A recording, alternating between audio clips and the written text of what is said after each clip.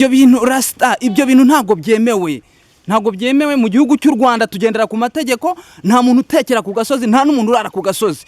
Leta y'u Rwanda ifite gahunda yo kubakira abantu ikabakura muri nyakatsi, ifite gahunda yo gutuza abantu mu midugudu. None wowe uri kwikora ukaza gutura. Anyway, reka nze nkubaze impamvu uri gutekera mu matongo. Ibi bintu ubuyobozi bw'umudugudu burabizi ko uri gutekera ku gasozi mu by'ukuri? Barabizi, narabibabwiye, barabizi. Oya rasita urabizi, kandi wasanga uharara. Niba uharara rero kwari mu rugo nyine urumva niba habaye itongo hari mu rugo haraho n'ubundi nararaga. None ndi kurara mu itongo. Hari rasita, ibi bintu ntabwo bishobora kuza gushyira ubuzima bwawe mu kaga kuko n'ubundi nta kaga kaje kaba ari akaga. N'ubundi ndi mu kaga kandi nta kindi nabikora nanjye ngo ubushobozi mbifitiye. Nanjye nta bundi bushobozi nari mfite bwaraho narindi kuva ro mpatakaje gutya, nta kundi nabigenza. Hari ikiganiro ndacyategereje inzego z'ubuyobozi zikagira icyo rasita. Ntabwo urwego rw'ubuyobozi rwegerejwe abaturage. Iki kibazo kimaze iminsi kibaye, ngira ngo twaranahuye bakimara kuhasenya, ariko uyu munsi uracyatsimbaraye kuba mu matongo. Ushatse kuvuga ko utigeze uvugisha inzego zibanze cyangwa n'abandi bantu? Gerageza uzamura ijwi abantu bakumve, unegere hino. Icyo bivuze hano egera hino. Inzego z'umudugudu zirabizi. Inzego z'umudugudu zirabizi kuri uri kuryama ku gasozi, ugatekera ku gasozi, ibintu byose ukabikora ku gasozi rasita. Ibyo byo ku gasozi niba babizi byo simbizi, ariko icyo nababwiye ibyambayeho. Urumva iyo wasenyewe ntabwo buzi, ntigeze buza ngo urebe ikibazo uko kimeze, cyangwa se wenda habeho n'ubundi buryo n'iki, nta kirakorwa. Biracyari uko nguko bimeze, ariko barabizi. Hanyuma harya watubwiye ko umuntu wagusenyeye yari yaguze, ntabwo dushaka gusubira mu mateka. Watubwiye ko iso niba harya yagiye muri yarahunze ajya muri Uganda. Hano njyewe murabizi niho nari ntuye, niho narindi. Hano nahasizwe na nyogokuru. Nyogokuru ahampaye nk'impano kuko njyewe nabanye na nyogokuru igihe kirekire. Nukuvuga ngo niwe wareze nyogokuru wawe uramushajije.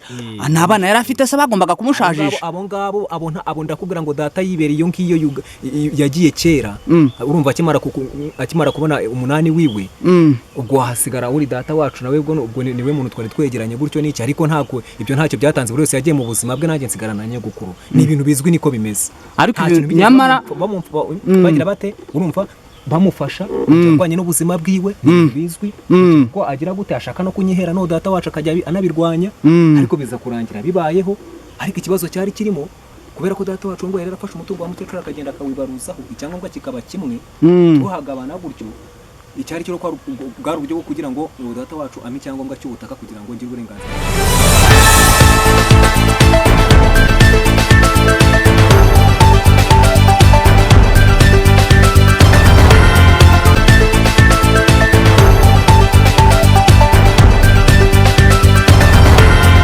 Ibihe byiza nshuti za Simbi TV dukunda kandi doza ku mutima, ni nako bizahora.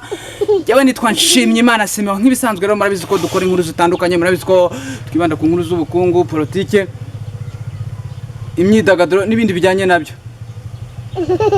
Bimusi rero nta kibazo twagiye ahantu kugira ngo turebe ko twagira icyo dufasha. Dufite ubwoba bw'uko twashyize inzego z'umutekano kugira ngo ziducungire, kuko umuturage wifasha agasenyera mugenzi we nta mpamvu, natwe isaha n'isaha yaza akangiza ibikoresho byacu. Twakoranye ikiganiro n'uyu muvandimwe bari basenyeye. Umuturage yarifasha agira gutya, araza asenya inzu y'umuturage mugenzi we, ayishyira hasi irakongoka. Narababwiye mu kiganiro twakoze ati ibi byari biherutse kera cyane mu mwaka w'1959. Abantu barabizi, ubwo abahungiye muri Uganda, Tanzania, muri Kongo murabizi. Uyu munsi noneho tugiye kureba se mu by'ukuri uwo murasita cyangwa se uwo muturage w'u Rwanda uri kuba mu matongo, mu gihe leta y'u Rwanda ifite gahunda yo gutuza abaturage mu midugudu, mu gihe leta y'u Rwanda ifite gahunda yo kubakira abaturage, mu gihe leta y'u Rwanda ifite gahunda yo gukurana muri nyakatsi. Turibaza ngo ni kubera iki umuntu nk'uyu nguyu amasaha nk'aya yaba ari muri nyakatsi. Sinzi niba ari nyakatsi nako yaba ari mu matongo. Yego, ubwo rero muraza kujyana natwe turebe mu by'ukuri imibere habayeho. Turebe mu by'ukuri ahangaha niho bari basenye, ariko banza noneho ntawe urimo. Toba kuki uri gutekera mu matongo, ibintu biraza kurangira ryari? wa mugabo ntuzi ko leta y'u Rwanda ibyo bintu birwanya ibyo bintu rasita, ibyo bintu ntabwo byemewe mu gihugu cy'u Rwanda. Tugendera ku mategeko, nta muntu utekera ku gasozi, nta n'umuntu urara ku gasozi. Leta y'u Rwanda ifite gahunda yo kubakira abantu ikabakura muri nyakatsi, ifite gahunda yo gutuza abantu mu midugudu. None wowe uri kwikora ukaza gutura. Anyway, reka nze nkubaze impamvu uri gutekera mu matongo. Ibi bintu ubuyobozi bw'umudugudu burabizi ko uri gutekera ku gasozi mu by'ukuri? barabizi, narabibabwiye, barabizi. Oya rasita urabizi, kandi wasanga uharara. Niba uharara rero ari mu rugo nyine urumva niba habaye itongo hari mu rugo hari aho n'ubundi nararaga, none ndi kurara mu itongo. Hari ikiganiro twari twakoranye ubushize, twaketse ko byakemutse, none uyu munsi turagarutse dusanga n'ubundi waratsimbaraye ukomeje kurara ku gasozi. Rasita, ibi bintu ntabwo bishobora kuza gushyira ubuzima bwawe mu kaga? Kuko n'ubundi nta kaga, iyo akaga kaje kaba ari akaga. N'ubundi ndi mu kaga, kandi nta kindi nabikora nanjye ngo ubushobozi mbifitiye. Nanjye nta bundi bushobozi nari mfite bwari aho narindi, kuva rero mpatakaje gutya nta kundi nabigenza. Hari ikiganiro twari ndacyategereje inzego z'ubuyobozi zikagira icyo zikora. Rasita, ntabwo urwego rw'ubuyobozi rwegerejwe abaturage. Iki kibazo kimaze iminsi kibaye, ngira ngo twaranahuye bakimara kuhasenya, ariko uyu munsi uracyatsimbaraye kuba mu matongo. Ushatse kuvuga ko utigeze uvugisha inzego zibanze cyangwa n'abandi bantu? Gerageza uzamurijwe abantu bakumve, unegere hino. Icyo bivuze hano egera hino. Inzego z'umudugudu zirabizi. Inzego z'umudugudu zirabizi kuri uri kuryama ku gasozi, ugatekera ku gasozi, ibintu byose ukabikora ku gasozi. Rasita, ibyo byo ku gasozi niba babizi ibyo simbizi, ariko icyo nababwiye ibyambayeho. Urumva iyo wasenyewe ntabwo buzi, ntigeze buza ngo urebe ikibazo uko kimeze, cyangwa se wenda hariho n'ubundi buryo n'iki, nta kirakorwa, biracyari uko nguko bimeze, ariko barabizi. Hanyuma harya watubwiye ko umuntu wagusenyeye yari yaguze, ntabwo dushaka gusubira mu mateka. Watubwiye ko niba harya yagiye muri yarahunze ajya muri Uganda, yagiye ahunze cyangwa agiye gukora business? Yagiye mu buryo bw'ubuzima nyine, bimwe byo gushakisha nibwo buryo yagiyemo, kubera ko nanjye numvise ngo yaragiye. Urumva nta byaha se ashobora kuba akurikiranweho mu Rwanda byatumye ahunga igihugu, ndetse yamara kugera hanze agatangira kugurisha rwihishwa utwo yari yarasigiye umuryango? None se ibyaha ko icyabayeho bamaze gufata iminani yabo agenda. Urumva nyogokuru amaze kubaha iminani yabo, wese afata inzira yahe gufata he hamwe, bagenda banahagurisha, yego, bakimukira ahandi, bagenda gutyo. Ubwo njyewe nsigarana na nyogokuru. Ni ukuvuga ngo ni wowe ubundi nakomeje kumenya nuko yakomeje kugenda, bigera ubwo agera gute, agenda yigira Uganda. Ni ukuvuga ngo akomeje kugenda ajya kure y'igihugu cy'u Rwanda, y'igihugu cyamubyara, agenda ajya kuba muri Uganda. Amaze y'imyaka ingahe sasa, kugira ngo twumve niba yarabaye umuturage wa Uganda cyangwa se simbizi? Imyaka yo ni myinshi, ariko ntabwo nigeze njya muri detail ngo mbare. Byasaba kugira ngo umuntu asubize amateka inyuma, ajye mu mibare. Ariko igihe gishize cyo ni kirekire. Yagiye muri cya gihe u Rwanda rwari rufite umutekano mukeya, abantu bari guhunga, cyangwa yagiye muri iki gihe twari dufite ubwisanzure n'uburenganzira bwa muntu bwubahirizwa? Yaciyemo igihe. Ni nk'imyaka ingahe kugira ngo twumve igihe yagendeye? Imyaka yo yabiri hejuru y'imyaka 10. 10 n'ejo bundi urumva ko n'ejo bundi ntabwo ari kera, urumva ko yanagiye mu buryo bwemewe n'amategeko, kuko sinyeka ko muri iki gihugu cy'u Rwanda kigendera ku mategeko hari umuntu apfa gusohoka mu gihugu gutyo gusa, noneho akagaruka akagurisha n'utwo yasize.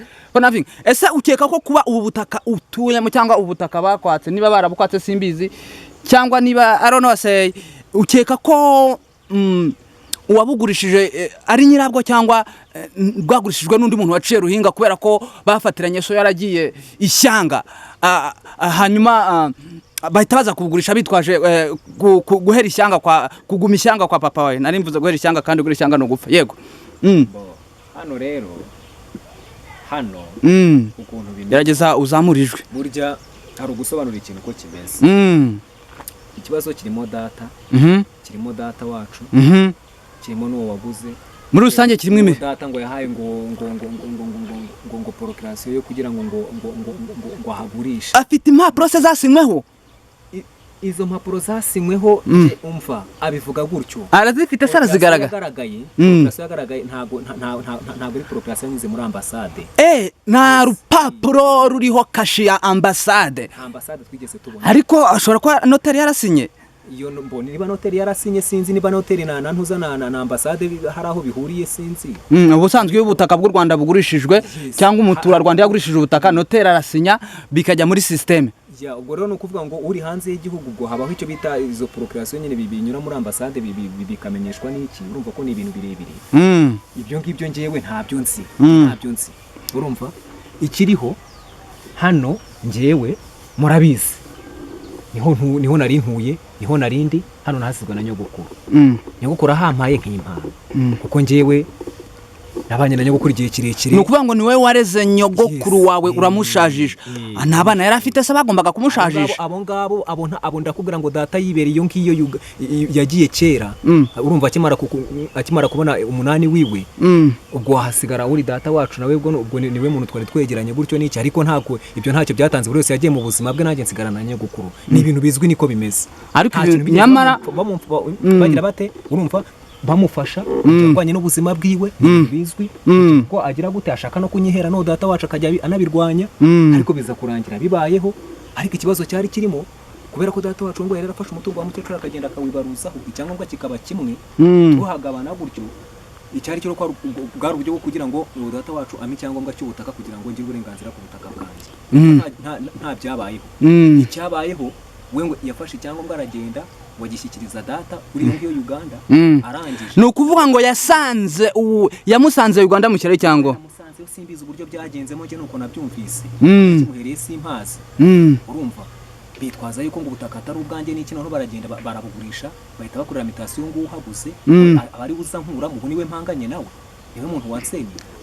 ariko rasta ejo mu kiganiro twakoze nakubwiye nti nibura wahamagara inzego z'umutekano, polisi, ribu, uhamagara abantu runaka kugira ngo bagufashe. barambwira bati ribu yagiye gufasha. wahamagaye kuri polisi bakubwira ngo iki? kuri polisi narabahamagaye. bakimara kugusenyera uhamagaye kuri polisi bakubwiye ngo bahamagaye kubahamagara mbabwira ikibazo uko kimeze. barambwira bati icyo kibazo natwe icyo twagufasha ni ukujya mu rwego rwa RIB bakagira icyo bagufasha.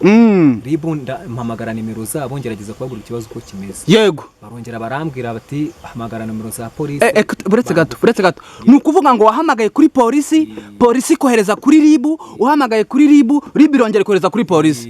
ubundi se polisi na RIB bitandukaniye kuko urumva RIB ni urwego rw'ubugenzacyaha. hanyuma polisi ubwo ni ishinzwe umutekano w'abantu n'ibintu. iteka niko nizo nshingano zabo. anyway ariko rero reka twizere ko ubuyobozi bw'umudugudu hari icyo buri gukora kugira ngo buhindure imibereho yawe rasta. hari icyo bugomba gukora gikora ko buragikora. ariko ndategereje kugira ngo baze bankore raporo y'ibyangiritse uko ibintu byagenze, nanjye nkomeze inzego niko bimeze nuko bimeze. yego hanyuma rero uyu munsi basenye inzu batwara amabati, banza nta kintu cyo kuryamirwaho tubona hanga. ese n'ibiryamirwa byose babitwaye? hari ibyangiritse byarangiritse. ibyo twari twabivuze, hari ibyangiritse. ahubwo reka nkwibariza ikibazo, uretse kuba imitungo igaragara cyangwa ifatika mu buryo bw'ibikoresho, nta mafaranga, inote ndetse n'ibiceri waba warubitse mu nzu, umubare runaka waba wibuka cyangwa utibuka ushobora kuba warazimiye muri ibi bikorwa byawe wari uri gukora? nta mubare w'amafaranga nari mfite mu nzu. ntabwo, kubera ko n'ubundi amafaranga buryo ugira uko uyatunga ari kuri telefone cyangwa se wenda n'uburyo bwo kuyafite, ntabwo nta yari ari mu nzu. ibindi byo nibyo byagiye byangirika. urabona nari mfitemo projet zigiye zitandukanye nk'iranka wari ufitemo projet y'ibihumyo, imboga, imbuto, ibintu nk'ibyo. hanyuma rero ntabwo dushaka kugana ibintu byinshi, kituraje inshinga no kumenyesha abaturage ikibazo cyawe. ibyangijwe na rubanda, umuturage atari leta yamuhaye uburenganzira bwo kuza kugusenyera, niba koko uko bivuga ari ukuri, bifite agaciro k'amafaranga angahe? Ni ibihumbi 100, ni 200, ni miliyoni 3, ni miliyoni 7, ni miliyoni 20, ni miliyari, ni biki? Ibyangiritse se nk'ibyangiritse bigiye bitandukanye, uragenda bana detaye. Urabona nk'ibi bihumyo, uyu ni umushinga najyaga nshoramo amafaranga afatika. Umushinga nk'uyu nguyu zamurijwe, umushinga nk'uyu nguyu uragenda ukawushoramo nk'inote y'ibihumbi 100. Urumva, urabizi wajya guza ukareba uko bimeze, ne twajyaga twawukozeho, yego twawukozeho. Urumva, ugasanga wenda byibuze ubuhinzi nk'ubu ngubu hangaha byibuze buri cyumweru najyaga nkuramo nk'amafaranga nk'ibihumbi bigera. Wenda abantu bihangane duhindukize kamera tubereke hangaha turi kuhabona. Yego, turagushimira Rasta. Yes, turagushimira, reka twizere ko hari kiri bukorwe kugira ngo ibibazo byawe